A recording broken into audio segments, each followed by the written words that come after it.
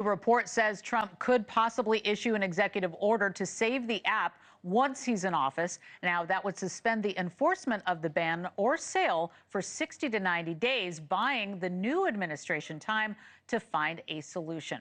Joining me now is Dr. Lauren Wright. She teaches courses on the presidency at executive power at Princeton University, and she's NewsNation's political contributor. Dr. Wright, thank you so much for being here. We all are trying to understand how this is going to go down. You know, Trump changed his tune on banning the app. Now he's trying to save it. A little bit of whiplash here. Is it wise for the incoming president to use an executive order on this particular issue? Perhaps to buy himself more time, and that's what I would expect the executive order to do. But look, this is a really complicated issue, Laura, which is, I think, why you saw the flip-flop from the former president about to be the 47th president on it. You know, it is a security threat. Most Republicans agree on that.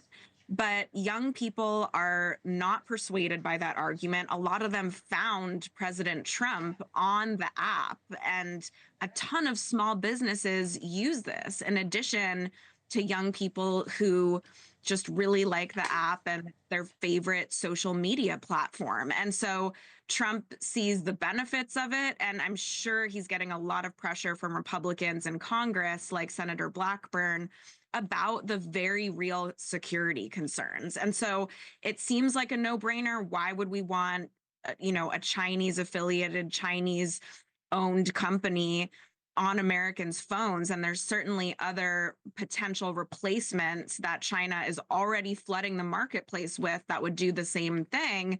But for a lot of Americans who use this every day, it's an economic question and a very real annoyance for them. Yeah, you know, Trump tried to ban the app during his first term as president, and he issued an executive order in 2020 claiming the app was capturing mass amounts of information about Americans. So, and it is. Right? So it was dropped by the Biden administration after a federal judge blocked it. So when we talk about the political leverage, does Trump have more of it this time around? He does. I mean, he certainly has leverage based on how many Americans voted for him last time around. He has the understanding of the app because it helped his campaign a lot. And he's reportedly said he has a soft spot for it for that reason. And, he has more leverage than Republicans in the House and Senate, for instance. He has a direct line to the American people.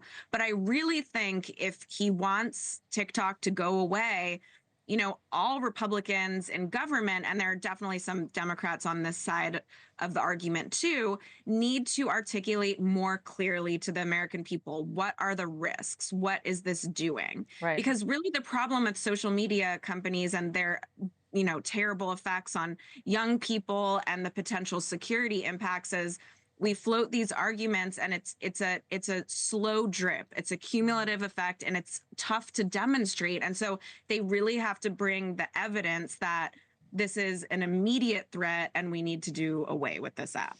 All right. Well, all eyes on TikTok tomorrow. Dr. Lauren Wright, thank you so much for joining us today. Yeah, we appreciate it. We'll check back in.